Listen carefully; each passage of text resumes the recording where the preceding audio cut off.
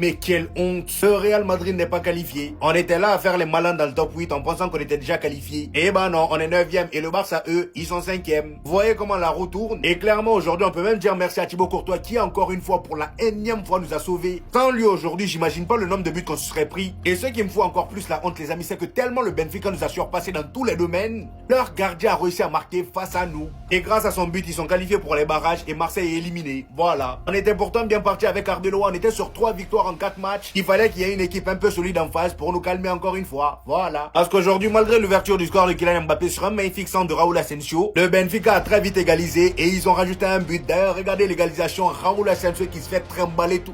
Eh non, le Real. Raúl Asensio qui se fait trimballer sur le côté droit. Regardez comment il était par terre. Et Benfica aussi, ça c'est quelle manière d'attaquer ça? À chaque fois que le Real Madrid avait le ballon, ils étaient 10 derrière. Mais dès qu'il récupérait le ballon, faut voir à quelle vitesse il sortait.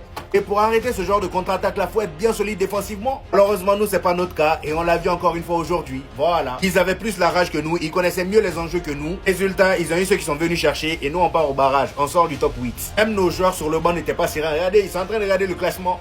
Franchement, quand il faut jouer sur le terrain là, vous jouez pas, hein, c'est sur le banc, vous êtes là à stresser.